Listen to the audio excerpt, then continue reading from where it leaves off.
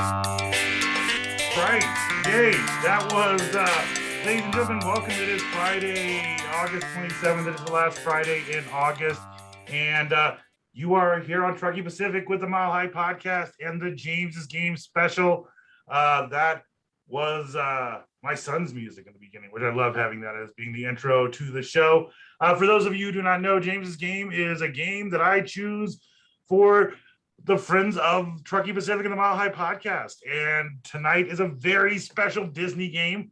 I will go into more detail about it, but first, I'd like to meet our players because we have a brand new player. So, with us from the Mile High Podcast and the Hawk and Santori show, and about every other thing that we do, we have Dave. What's up, Dave? What's up, man? Hey, I try to make these shows. I am literally trying to make these shows as difficult for you to pronounce as possible. So next time, I'm just gonna have like 18 different syllables to try to get you to spit out. It was literally gonna be the Hawk and Dave show, as far as I was concerned, and I was like, but they're the same person. So, and then with us as well, one of our favorite co-hosts on the Mile High Podcast. She does a Reality Bites show whenever we have time to sit down and watch Reality Bites, and when we have a Women of Podcast special, she is who we call on to host. Melody, how are you doing tonight? I'm doing good, thank you. How's Excellent. everybody doing? Good. Thank you so much for coming on to this show. And then, of course, we have a brand new guest. I was saying right before we got on the air, she is the first person ever to come to James's Games before coming to the actual Mile High Podcast. She has some very impressive plans behind her. She is probably yet another brilliant, smart lady of weed that we have found. She is a weed scientist. Kim, how are you doing today? I'm doing great. I'm happy to be here today. Really excited to play some games. We are so happy to have you. We like to go into I know Dave's excited because when we sat down and we had that conversation about science at the 710 customer appreciation, Dave's a super science nerd, and we can't wait to have you on the main show where we can go into detail about all the things you do with weed. But since you told me ahead of time, behind you would you let us know, are those actually your plants? These are actually my plants behind me. So this is from the Humboldt Seed Company OG. So OG. She does not mess around. She is going to be, when we have a Mile High Podcast, Women of Weed show, yet another woman in weed. There definitely, I will tell you this, in Truckee Pacific, the women of Truckee Pacific who come on and do our show are far more educated and far more understanding of weed, the process of weed, and what goes on with the legalization of weed in this country than Dave and I are. And we are eternally grateful, and we are so glad you showed up. So here's the show, guys. So as you know, sometimes we do lists, and sometimes I show videos and ask questions about it. Usually James's Games is based off of things that I personally enjoy. And one of my favorite YouTube channels is Screen Junkies, and they do a thing called Movie Fights. And what it is it's just a debate type forum where people sit down, they lay out a question, the moderator has everybody kind of debate with each other, and the moderator chooses who wins each round. We're doing our own version of that, but it's going to be very Disney specific because, as you all know, I love Disney. So I've given everybody the questions ahead of time, which I don't normally do. Anybody who knows me knows I do not set up any kind of prep for these shows, but today it required a little bit of prep. And then at the end of the show, after we all sign off, if you stay on, I'm going to try to play something very special involving Santori and myself in a very special place. With that, I would also like to point out, congratulations to our good friend Mike Santori and one of the hardest working producers at Truckee Pacific, Mary Beth, because just last night at the top of the Eiffel Tower in Las Vegas, they got engaged. So congratulations, Mary Beth. You put up with him as his producer. I guess congratulations on putting up with him as his wife. You will. That's a very loving tribute there, James. Very loving. That was a very loving tribute for them. I tried. Okay, so basically, guys, so you understand how this is going to work. I'm going to just start as I see you guys in a round. So Dave will get the first question. And then you all answer the exact same question, but who answers it first will change. It'll go Dave and then Kim and then Melody. Whoever has the most points at the end of this wins. If you're all tied, I will right on the spot make up some kind of tiebreaker to figure out who won this specific James's game. Your guys' point, I'm going to try to be as non-biased as possible. I like certain rides. I want certain things to be the way they are. I'm not going to look at what I particularly want. I'm going to look at your argument on why your idea is the best and why your idea is better than the other two people presenting ideas. So with that, we're going to start the James's Game first movie fights Disney edition with Dave. And the first question goes to you, Dave. Dave, Disney has made a habit of taking their very popular rides, Pirates of the Caribbean, Jungle Book. They even made a Haunted Mansion ride or movie with Eddie Murphy based off of the ride. With all of their Disney property rides, what is the next movie? What's the next ride that needs to be turned into a movie from Disney property? I would say Space Mountain. I think it'd be great for Disney to dip their toes into the sci-fi, the non-Star Wars sci-fi business. I like the idea of Space Mountain. Just for understanding's sake, give me an idea a little more of like, what is the Space Mountain movie? I mean, what's your theory about how that Space Mountain movie like would work? Well, I'm not gonna give away too many spoilers because this also will do with a movie kind of towards the end of that you had a question about, but it's like the space time continuum where there's like some sort of link between universes or something like that, and the Space Mountain is like the special place in the universe where like quantum physics is turned upside down. And I'm really embarrassing myself in front of an actual scientist here, but I'm doing my best here. The mountain has something to do with space, and it's like maybe it's like a port or something like that. I don't know, but we'll discuss later. Okay, I like it. So it's timey-wimey, wibbly-wobbly space mountain stuff. Oh yeah, it's you like Doctor Who. I can tell by the look that there's Doctor Who. Okay, so Space Mountain, it's a fair start. Kim, I heard right before I signed out that you have never actually been to the Disney park, so I'm intrigued to hear what ride from your quick research that I know you did do you think that Disney needs to make into a movie? I did do some quick research, and one of the titles of Disney movies that like really gets a lot of spin-offs and side movies is Toy Story. I grew up on Toy Story. I love Toy Story. And so such exists a ride in the Disney Kingdom called Slinky Dog Dash. Okay, a roller coaster. Yeah, I like it. I love him. And this ride is a roller coaster. And I think that should be a movie. I think it should involve all the toys. And I think the main conflict should be them finding and conducting this race against each other. And obviously Slinky Dog is going to win because Slinky Dog. I like that. You had that planned out and you brought in all the characters. And so in your movie, are we going to, is this, we see it from Buzz and Woody's perspective on a general, in every other Toy Story movie for the most part. Forky maybe in the fourth movie you could argue, but it was still very Buzz related. Is Slinky our main protagonist in this movie? Yes, and they have to get to the school because the school has the racetrack. Oh, I like it.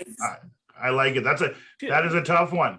Yeah, Dave, way more details than I did, why it's not a great movie and why it's not a great movie ride yet. I'll come back to everybody and I will have you explain why yours is better than the other options. But I got to admit, I like that. Mel.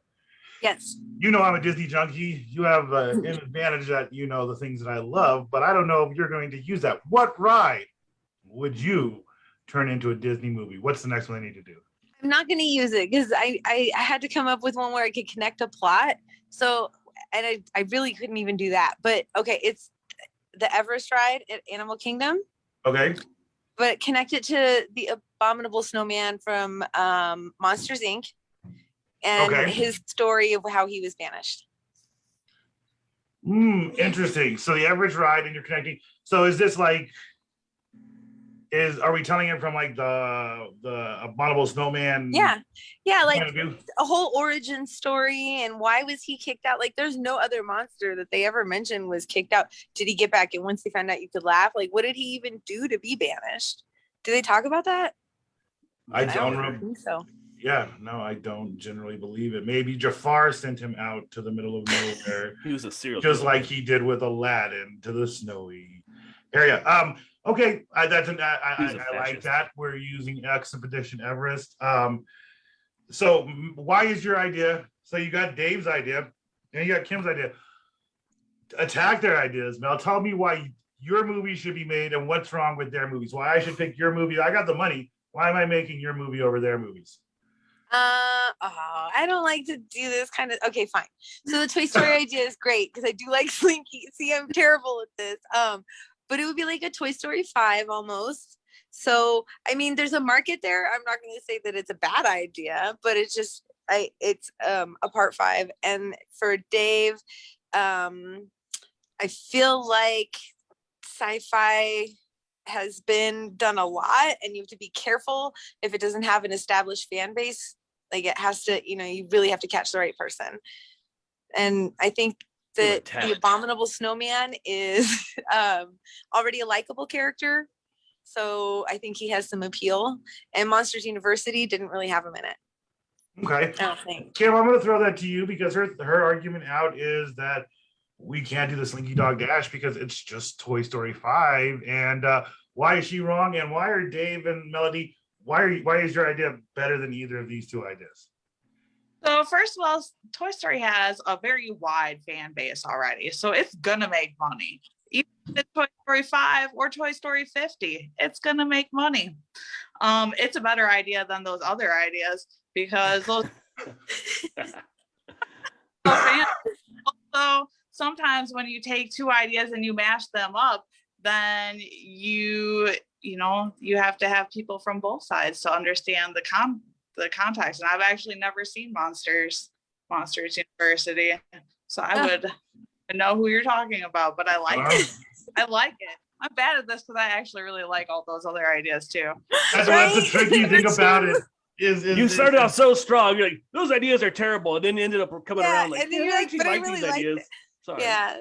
So Dave, there you go. That their argument. I mean, Mel says you have that sci-fi exists too much and already in the ethos, and Kim is arguing that there is not a set fan base like you have with Toy Story. And I'm going to go ahead and give 1 point to Kim on this. She's absolutely right.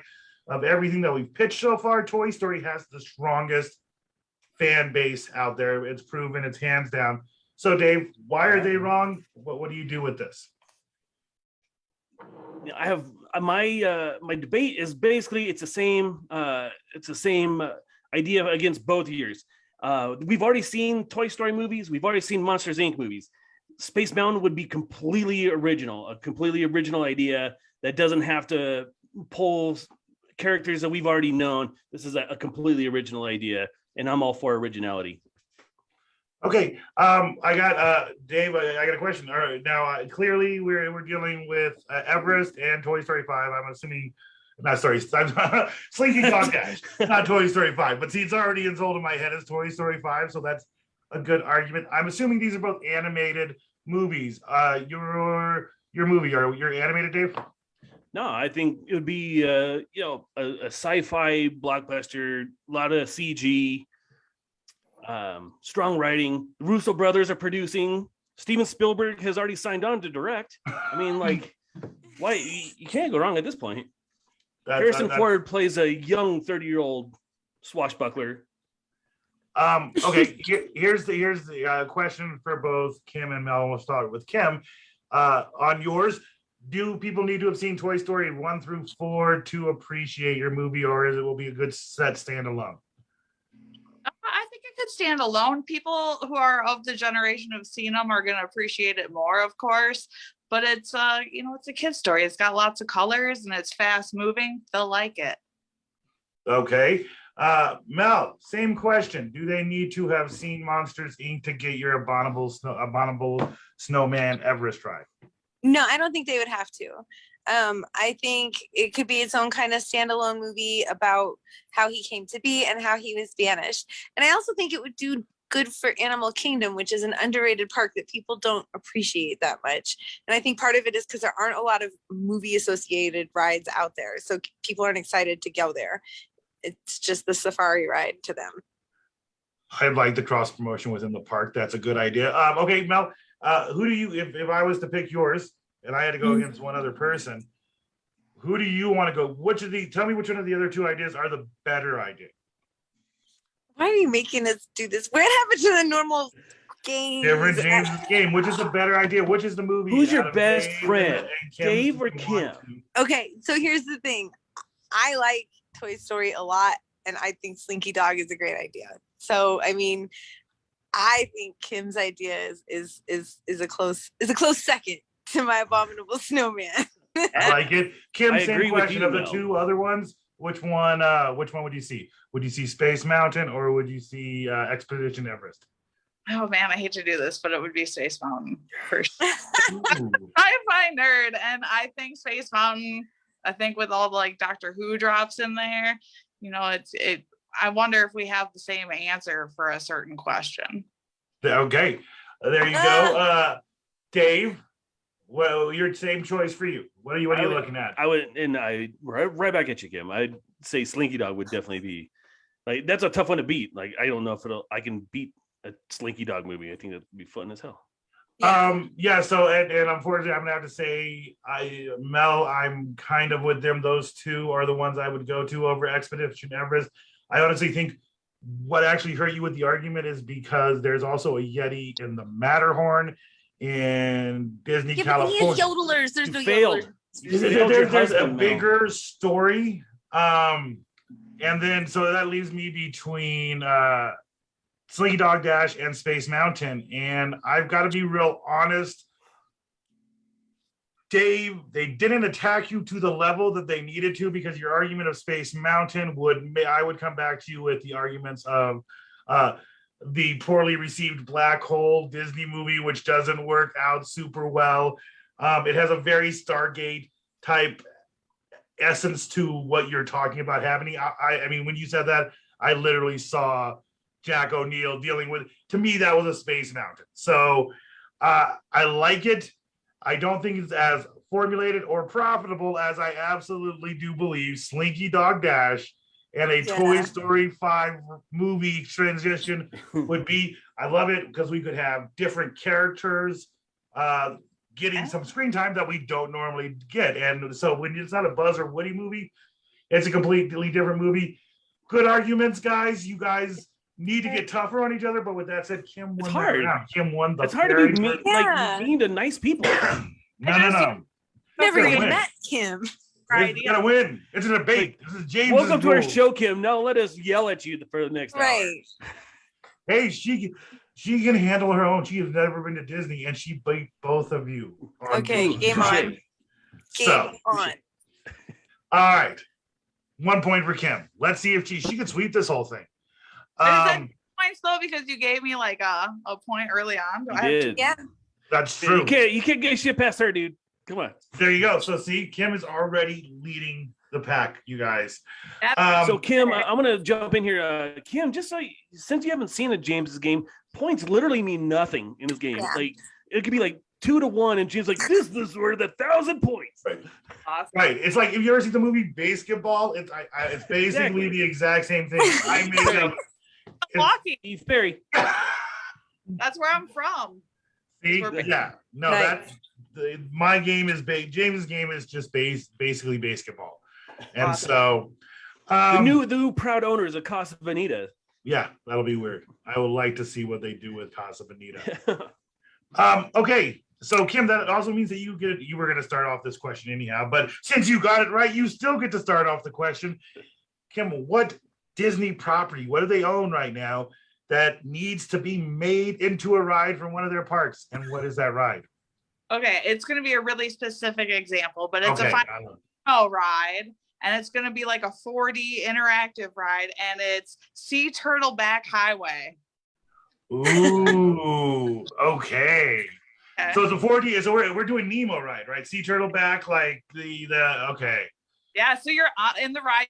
You're on the sea turtle's back, right? Yep. So there's a bunch of different seats, and there's like wind whipping at you, and water, and like floating things like you're at a string cheese incident concert, and it's pretty lit. Some music, obviously, some images. Yep.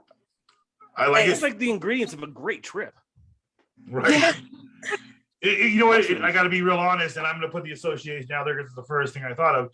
The Jimmy Fallon ride at Universal Studios is exactly because you're basically in that car where Jimmy Fallon drives around. It's the exact same kind of Boring. design of ride, the Oh, 4D boring. ride, and so I like those rides. If they're done right, they are amazing. So Dude, I so they like have a that. Lisa Simpson one like that in Universal. Yeah, I It's love so that. much better than the Jimmy Fallon ride. Oh, the Simpsons ride? The Simpson ride is great. Yeah. Yes. It's I like the fun. Back to the Future. Of this ride is that a lot of those 4D you like go into a theater and you're sitting in the theater. This one is really a sea turtle's back. So like it's a That's giant cool. I like that. turtle. I like that. I like that you took the time, even though it doesn't really change the ride dynamics of the ride, that to design the outside of it. That's a very cool ass thing you can do. Yeah. Kim's coming with the fire tonight. She is. She's prepared. She understands how to play this game. Mel, what about you? What do they own right now that needs to be turned into a movie? Okay, so let me preface this with something. You told me the question topics, but you did not explain to me this was going to be a debate style game. So I was not prepared to have to argue against other people and do heavy research. I just went with gut feelings on favorite movies. If I'd known it had to be based on something like marketability, I might have picked otherwise.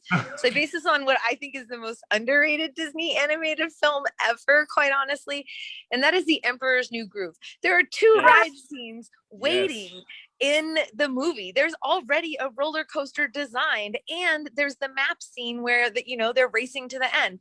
So I think you could do both in one ride, even in a single kind of well, I don't really know what kind of seat, but like it would be almost like the game, or the Harry Potter Wizarding World one where you're playing Quidditch. I can't remember the name of the game, but or the name of the ride itself, but it would be that kind of a setup where it would be mostly simulated, but you would be moving up and down in a tube, so you could still have like the spiral going down the staircase, or sorry, the spiral, when the roller coaster first goes down and it's spiraling down, like you could have all of that experience. And I just think it's been begging to be made for a long time.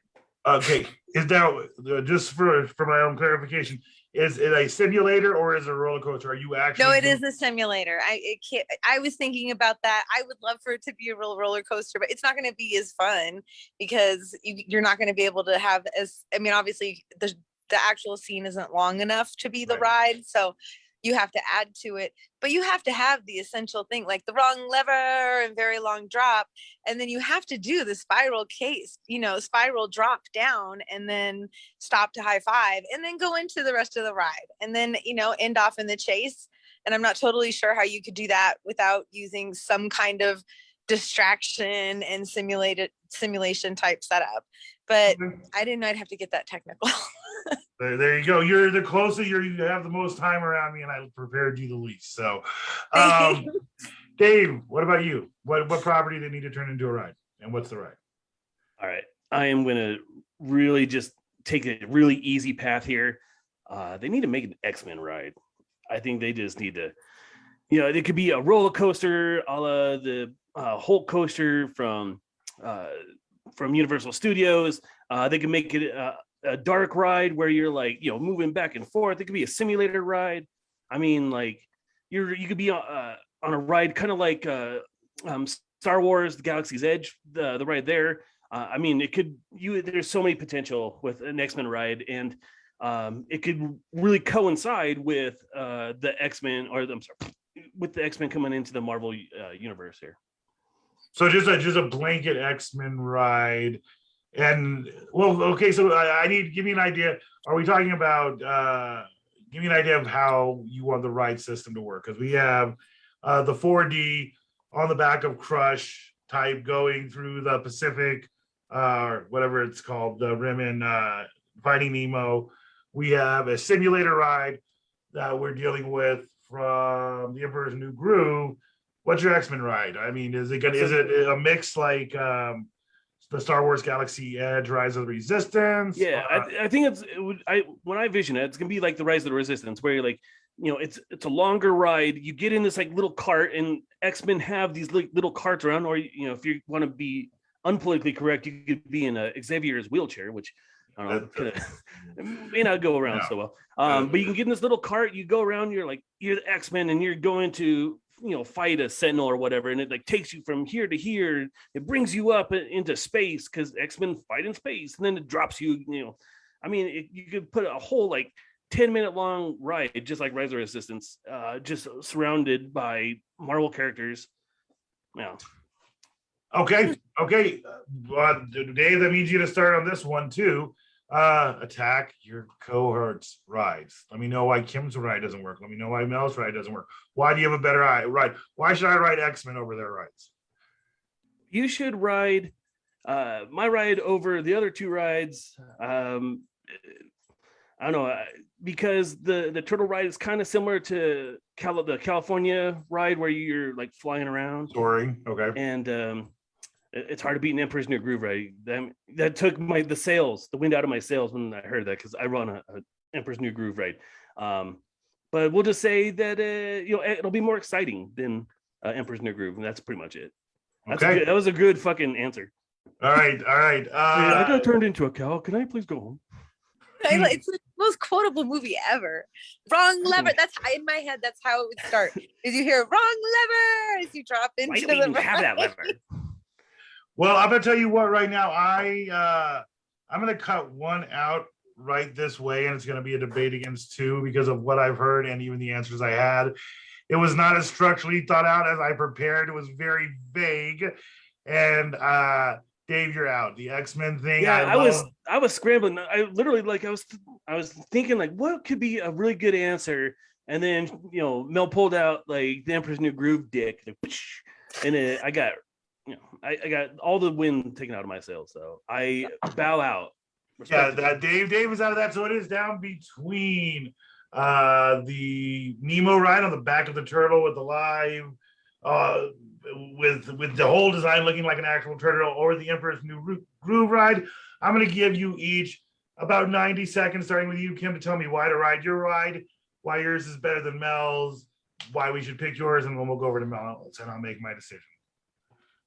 I think that 4D rides are going to be the jam for families and kids of all ages. Finding Nemo is a franchise. So, everybody has seen Finding Nemo, which makes it very profitable. Who doesn't like rides where you can feel like you're in it? You're just in the ride. I always wanted to ride on that turtle. That was like one of the most influential scenes of the whole movie because he's just so cool, man. And I think why instead of the Emperor's New Groove? What's wrong with her Emperor's New Groove ride? It's kind of niche. Like kids today might not know about like Emperor's New Groove, like we all do, and it's the Emperor's New Groove is a really good answer. That's like my favorite Disney movie. But it's pretty niche. Good argument, Mel. Why should they pick the Emperor's New Groove over the Nemo ride? And what makes your ride better than the Nemo ride? Because the reaction from everybody here when I said it tells me that the parents who spend the money in the parks are going to appreciate it. And kids love rides, and it's going to be funny and silly and bright colors. And it makes sense in Animal Kingdom because he's turned into a llama. Like I have a whole little plan, and for some reason I'm obsessed with Animal Kingdom today. So I mean, in that way, I think it appeals to everybody. And I also, I love the turtle. For the record, you can ask James. For years and years and years, I fell asleep to Finding Nemo on the DVD because afterwards, even just the repeat of the water on the screen was like peaceful to me. So, and Crush is an amazing character, but they already have like the turtle talk time thing experience with him, and they already have a Nemo ride. So I think it may oversaturate the Nemo market in the parks. All right, good answers. I have opinions on both of you, and then I'll let you know what the answer was. Kim, I love the argument. I do think that Nemo is a more marketable ride than the Emperor's New Groove. I agree with you. 4D is kind of the thing to go to right now. It fills up really quick. You can turn a lot of people in a good 4D theater, which means you don't have a long waiting line. So you do have those going for you. Unfortunately, I can't get Jimmy Fallon out of my head, and it's guided it. And as amazing as I think that ride's going to be, I think Mel was correct that your guys' reaction alone said that The Emperor's New Groove is clearly the ride that people want. I would say my one argument, and if either of you would have made it against Mel's ride, I would have knocked it out for this.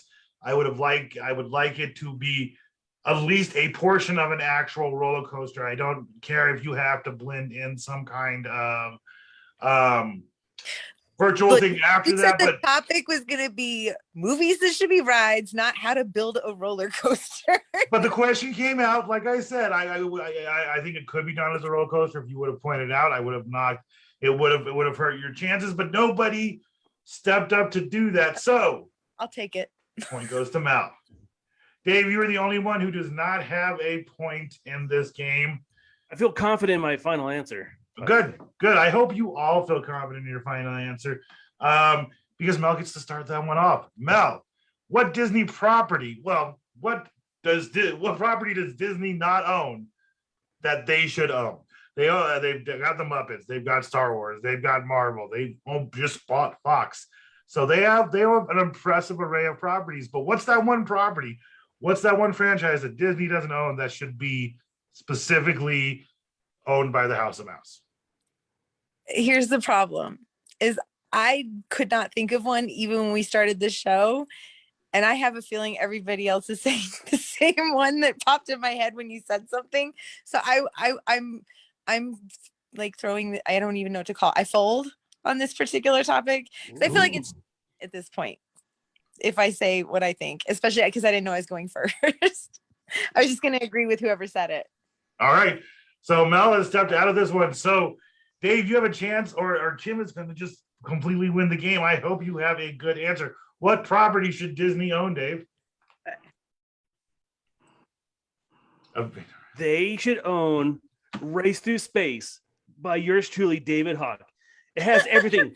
Aliens, wormholes, black holes, space, fucking like, planets, different planets and shit. I mean, we go through the whole universe and it's all available right now. Disney could come and just throw me a little bit of cash and I will do everything for them. This is the best. This is the best property.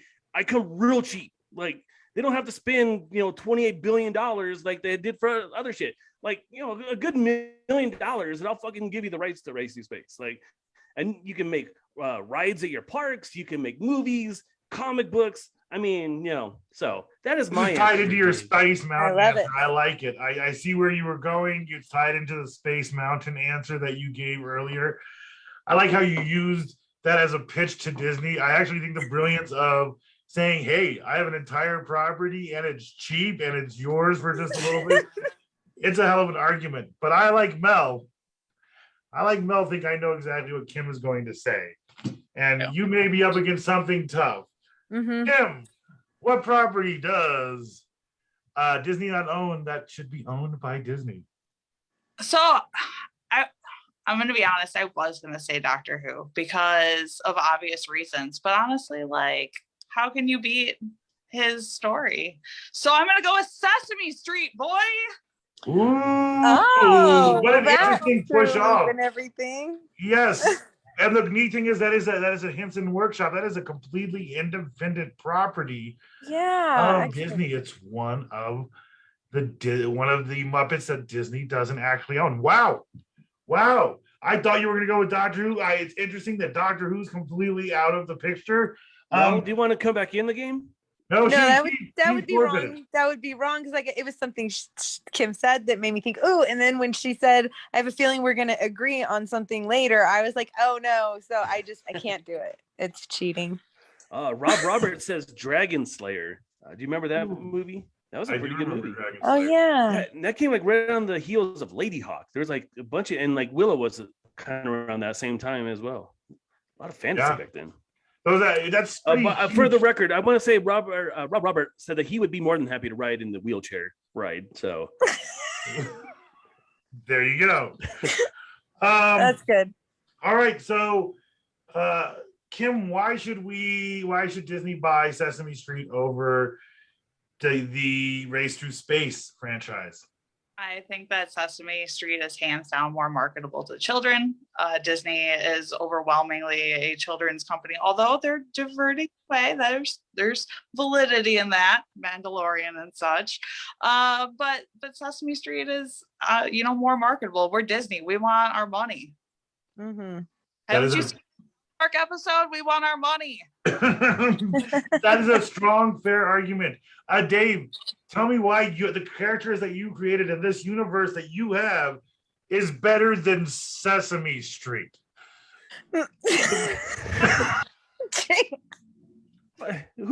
Kids don't fucking care about learning anymore. They care about like explosions and superheroes. No, I totally get where we're coming from with Sesame Street. But again, Sesame Street has been around for a really long time. So yeah, it'll make them money, but it's been around for a really long time. Race Through Space, however, you have a blank palette. I have written a really good series, and they can do a million things. They can create a million original ideas. If Disney had come up with Star Wars before George Lucas did, and they would have a multi-billion-dollar franchise that they own outright without having to pay licensing or whatever. Like, just throw me a 0.5% on the back end, man. I'm super cheap. I'm telling you again. I am willing to sell for real cheap. Okay, I think I have both your arguments. Kim, I'm going to give you one more argument, not so much for Sesame Street, because I know the argument for Sesame Street. I want you to argue against Dave's point about buying a property that they don't know anything about at a low ball price. I mean, let's be real, the amount of money that's going to have to go into marketing a brand new thing. And also, you have one story. And so Disney needs a whole lot of stories. So you better I'm writing book number 7 right now, son. You need book number 17 or 17. 7. No. 77. Lots of 7. All the 7. Number 7. All the sevens. All the sevens. All right, I have my answer on this. Thank you guys for doing this. So the truth, you know what? Hold on, we've already done that. Mel, I want you to tell me which one of these would you go with. I know what I'm going to do. You tell me which one. I mean, I personally would hope that Disney would go with Dave's idea because we're in business with him. So good for us. Right. I mean, great for Truckee Pacific at the very least, but on a emotional attachment level, I grew up with Sesame Street. I'd love to take kids to see that stuff. I totally see it. I don't know what they do with it entirely, if they'd make it their own theme park or their own park within the park kind of a thing, or if they do movies instead. And I don't know what that changes. I don't know, but that's the great thing about my story is you can create a whole park. There's so many worlds for you to explore. You can have a whole section of the park, and we're talking business, right? So you put $1 million into some knucklehead's idea, and if it fails, then you lost $1 million, and you're fucking Disney. But if it hits, man, they just fucking opened up Fort Knox and just backing the truck up. I propose they buy Sesame Street and then use the tax write-offs that I'm sure they'll somehow get because it'll be on public broadcasting to buy the rights to Dave's story. Yeah, you need that. Just give a portion of your bonus, Bob Iger. All right, my decision. I have it. I had it. Here's what it really comes down. Y'all get $1 million. James, you get $2 million. Let me make my decision. Number one, I like the idea of Disney having Sesame Street. Where it loses me is that Disney has owned the Muppets for damn near 30 years, and they have never made effective use of them, neither in their parks or I liked a couple Muppet movies that they had thrown out, but they really have not made great use to them. And I do question whether moving the Muppets away from the Henson Workshop, which is a little different, and the PBS area into the Disney would lose something to the Sesame Street characters. And I honestly think that Dave came with such an impassioned plea because it is his own project. He knows these characters. And quite frankly, it was an interesting choice to go away from a giant franchise. The argument of Disney already has a lot of shit to pull from. They own Alien now. They own The Simpsons and Bob's Burgers and fucking the Die Hard franchise. They own a whole bunch of stuff. And so Dave's throw out is like, just buy something simple. Buy something simple and small and fresh and new. Strangely enough, Dave, it was not the pitch when we were going into this third one as we started talking. I thought I was going to go to. I thought we were going to end with a Doctor Who choice. But no, it's going to be The Race Through Space is absolutely who Disney should spend their money on. I agree. And you do have a vested interest in. I did, and that is definitely something that works in my favor. But or it your is favor. an open world to some extent because there's only so much of it out there. So, sky's the limit. So Very, I think very good. a solid race to Doctor Who, and Disney needs that. Disney needs to have their own version of Doctor Who because they want to compete with everything. So I think that's a solid choice. Yeah. I like it. Dave, Thanks, you went in and did it. But in a strange twist of fate, I had 3 questions, but I gave out 4 points. So no matter what happened, Kim still came in to her first James's game, caught the first point I gave her and the second point that she earned. You are the winner of the James's game. Woo, Kim. Thank you so much for coming into this. Dave usually comes at the end and tells people where they need to go, what they need to do to give us money and to see more about us. Kim, I'm so glad you came. I hope you come back and do this show again. And the main show. I hope you come for the Women in Weeds and some science shows because that would be great. Mel, thank you for showing up on the show as well. I'm going to pass this over to Dave because Dave likes to circle things Well, out. I was going to say, like, are we doing the promotions now? Yes, the promotions. Miss Kim has something to promote. Oh, Miss Kim, what would you like to promote? So Ampersand Coffee in Boulder, Colorado. It's on Odell Place off of Lookout in the Gun Barrel area. Every month they feature an artist in their coffee shop. And so the month of January, I'm going to be the resident artist. So come see my painting. They're wild. Very cool. This is my cat you guys saw earlier. So Oh, That's awesome. wow, that's neat. check it out. January, Ampersand Coffee in Boulder, right? Yep, right in Boulder. All right. That's exciting. So yeah, come check out Kim's in January at Ampersand Coffee, her art. January. What did I say? August? I'm a little stoned. Come see it in January. I'm sure she will come back for other shows. Dave, do the promotions and Yeah. So to promote my shit, of course, this is like a nice long commercial for Race to Space. So make sure you go and check it out. But I want to promote Santorian Hawk's favorite albums, James. Santorian Hawk's favorite albums. Episode 2 dropped last week. We discussed the making of my favorite album, Nine Inch Nails, The Downward Spiral. So check that out. It's really great. So yeah. there you go. And thank you guys. Want me to throw out the email address and shit? Yeah. No, I just want to say, if you stay at the end after David does all that, we are going to play something very special. We ain't going to hang out and talk about it, but you can stay and watch. It's Disney related. It's Truckee Pacific related. We're going to play it as soon as Dave does all this. All right. So if you have any comments, concerns, criticisms, please go to the Mile High Podcast at gmail.com. You can find us on Facebook at a Mile High Podcast, at Truckee Pacific. You can also find us on Twitter at High Podcast and Instagram. Who the fuck knows about Instagram? I haven't been on that shit in like 6 months. So I'm sure you'll find it somewhere. You can go to the recently paid for www.truckeepacific.com. James assures us that it will be completely updated with Santorian Hawk's favorite albums here in the not too distant future. And if you like what you saw, please go to Venmo. You can throw us a couple bucks at High Podcast. At Truckee Pacific 303. That is our Venmo. That's Venmo. Where all our money's been going. We've been giving them the wrong name. No, we've been given the right name the whole time. Just today, I'm a little stoned and I have the High Podcast on my mind. So, yes, Venmo, give us some money. Excellent. Well, Thank you guys so much for tuning in. I hope you tune in for the next James's game. I have to talk to Dave, but I'm telling you, the next one is going to be the biggest one we've done. 64 different Marvel movies narrowed down to one best Marvel movie.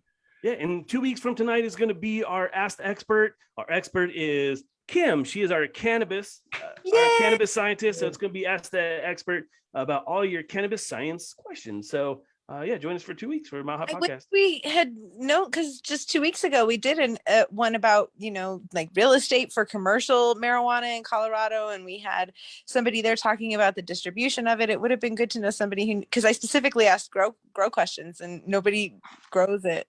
So next time, hope to have you on there. Cool. 2 weeks we'll have Miss Kim on telling us the science behind cannabis. Yay. All right. Well, that is that. We are signing out. If you want to stay and watch our very special thing, we'll be playing. It's about 12 minutes long after this. And here we go. I'm gonna keep it on Facebook just in case anybody wants to watch it.